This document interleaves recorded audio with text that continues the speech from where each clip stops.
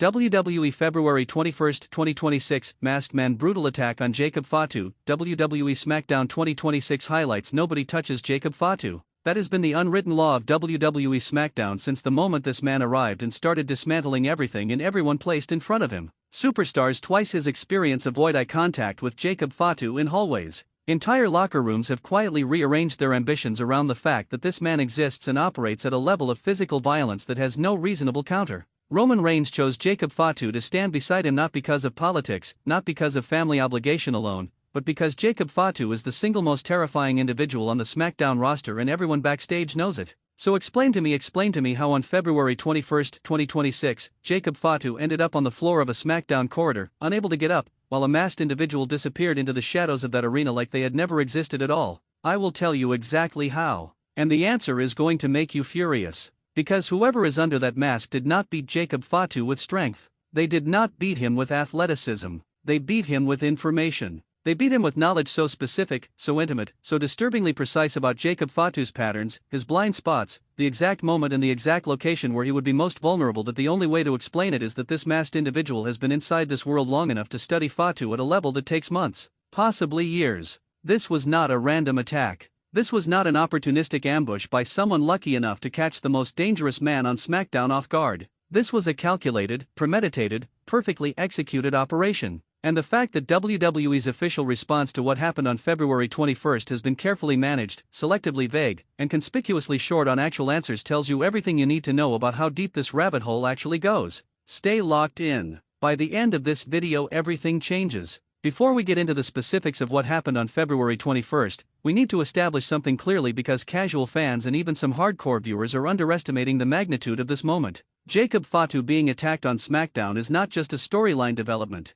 It is a seismic event in the current WWE power structure, and the tremors from it are going to be felt across every program on that roster for weeks to come. This is not a man who has been attacked before. This is not someone who has a documented history of being caught vulnerable, of being the victim of an ambush that reshapes his standing in the company's hierarchy. Since Jacob Fatu arrived in WWE, the directional traffic of violence has moved in one direction only, outward from Fatu and into whatever unfortunate target has been placed in his path. Tag teams, singles competitors, established veterans who have been through every kind of brutal program this company has ever constructed. All of them have felt what Fatu delivers. None of them have been able to reverse it. The psychological impact of what happened on February 21 therefore extends well beyond the physical. Because the moment the most untouchable person in your environment gets touched, the moment the unwritten law gets broken publicly and visibly, every calculation that every other person in that environment has been making gets reset from scratch. The locker room dynamic on SmackDown tonight is not the same locker room dynamic it was 48 hours ago. Something shifted. Something fundamental about the established order cracked. And whoever is under that mask did it deliberately. This was not an accident of opportunity. This was a statement. An opening shot in something that has barely begun. Let me walk you through exactly what happened on SmackDown on February 21, 2026, because the mainstream coverage is giving you the highlights and the highlights are not the story. The story is in the details that the 2-minute recap clips are not built to capture. SmackDown on February 21 had been operating with the specific heightened tension that follows a major event. The attack on Drew McIntyre and CM Punk 2 nights earlier, Roman Reigns and Jacob Fatu standing united and leaving two of the roster's most credible threats flat on the canvas had created an atmosphere in that arena that was already charged before a single bell rang. The Bloodline's energy coming into SmackDown was dominant, confident. Roman Reigns had reclaimed the kind of total narrative authority that makes everything else on the show feel like it exists in orbit around him. Jacob Fatu was backstage, between segments, moving through the corridor network that connects the production areas to the gorilla position.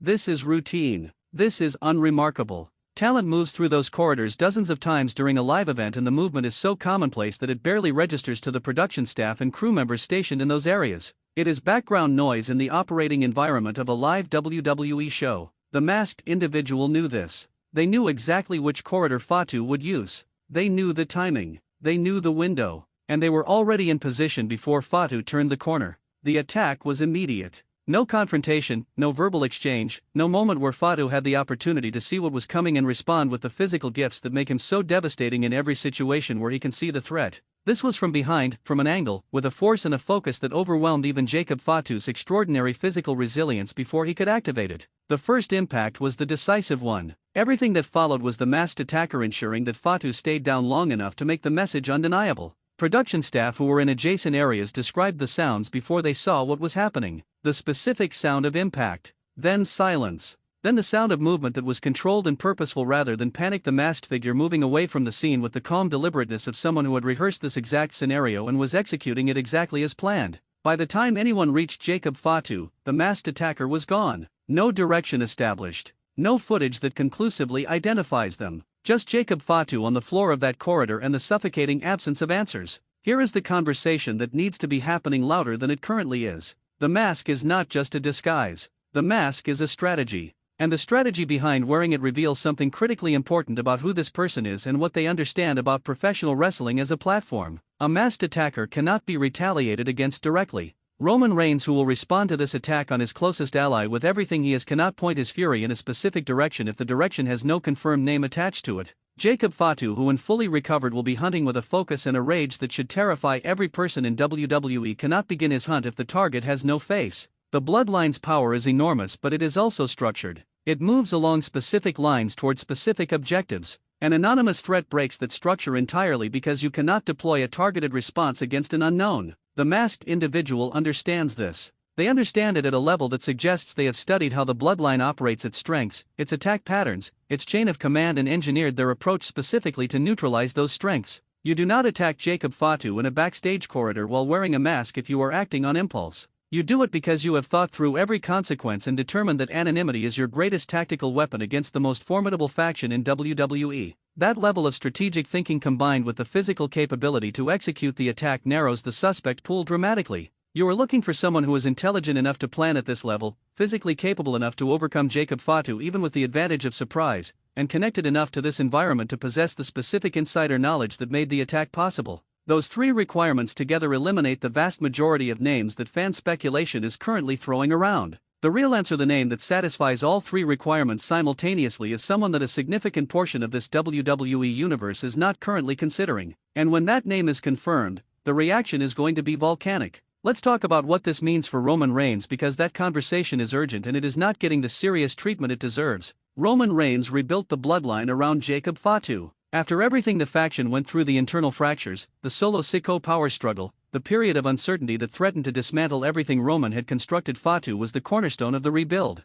Not just physically, though the physical dimension is enormous. Psychologically, symbolically, Jacob Fatu standing beside Roman Reigns communicated to the entire WWE roster and the entire WWE universe that the bloodline was not weakened by its trials. It had been refined by them. What emerged was leaner, more dangerous, and built on a foundation of absolute mutual trust between Roman and Fatu that made the faction feel impenetrable. February 21st just put a crack in that foundation. Not because of anything Roman or Fatu did wrong, not because of any failure of loyalty or preparation, but because someone from outside the structure found a way in. And for Roman Reigns, a man whose entire operational philosophy is built around total information control, around knowing every variable, around never being surprised having someone operate inside his environment with this level of access and this level of effectiveness, is a kind of threat he has genuinely not faced before. Roman can handle a physical challenge. Roman has handled every physical challenge placed in front of him for years. What Roman has never had to handle is a chess opponent he cannot see,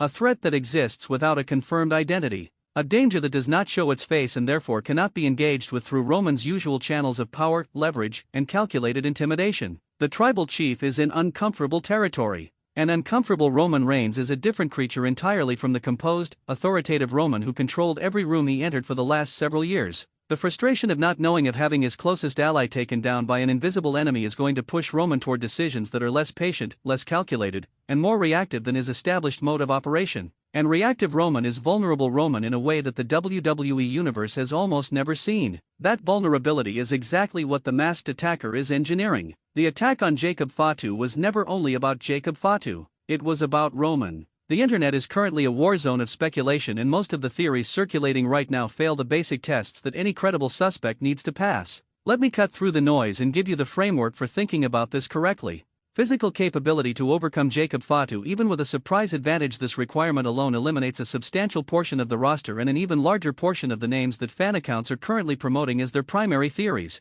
Fatu's size, strength, and conditioning are extraordinary. The person who left him on that floor is not average. They are not even above average. They are exceptional in a very specific way. Insider knowledge of SmackDown's production layout, corridor structure, camera positioning, and Jacob Fatu's between-segment movement patterns. This requirement points towards someone who has spent significant time inside this specific operational environment. Not a visitor. Not a recent addition. Someone with accumulated familiarity that comes from extended presence. A motive that connects specifically to the bloodline, not to SmackDown in general, not to WWE's power structure in general, but to this specific faction and the people within it. Because the choice of Jacob Fatu as the target, following the bloodline's dominant display just 48 hours earlier, is not coincidental. The timing is deliberate. The message is pointed. And pointed messages come from pointed grievances. Run those 3 filters simultaneously over every name that the internet is currently offering you as a suspect. Most of them do not make it through all 3. The ones that do, and there are very few, point in a direction that this community is not fully looking at.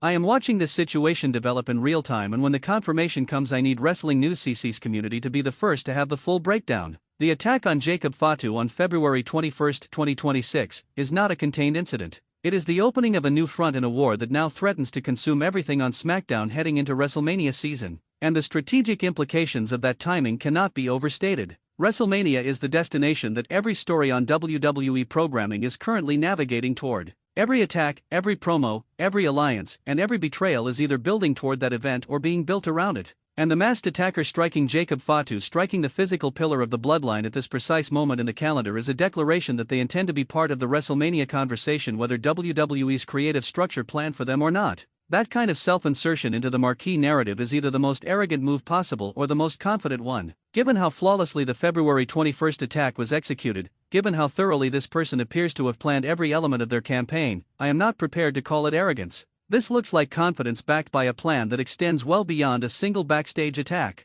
The masked attacker is building towards something. Every move they have made suggests a destination. And that destination almost certainly involves a WrestleMania confrontation that nobody currently has on their prediction card. Jacob Fatu will recover. The bloodline will regroup. Roman Reigns will begin his search for answers with a ferocity that will make the next several weeks of SmackDown unmissable television. And somewhere in that arena, in a face that nobody can currently identify, the masked attacker is watching all of it unfold exactly as they planned. Jacob Fatu was the last person anybody expected to see attacked on WWE programming in 2026. The masked attacker just rewrote the entire rulebook of what is possible on SmackDown, and the story is moving faster than any mainstream coverage is keeping up with. This is the moment where Wrestling News CC's community earns its reputation. I need every single one of you in the comments right now with your best theory. Who is under that mask? What is the motive? Is this connected to Roman Reigns specifically, or is this something aimed at the entire bloodline structure? And the biggest question of all, can Roman Reigns solve this mystery before WrestleMania, or does the masked attacker strike again first? Drop everything you have got in those comments. This debate needs to be the loudest in wrestling on the internet today. Share this video immediately. Every wrestling fan in your world needs to be part of this conversation right now. Subscribe to Wrestling News CC and activate every notification, because this story is the fastest moving, most consequential thing happening in WWE, and we are not looking away from it for a single second. Nobody touches Jacob Fatu. Until somebody did. And nothing on SmackDown will ever be quite the same again.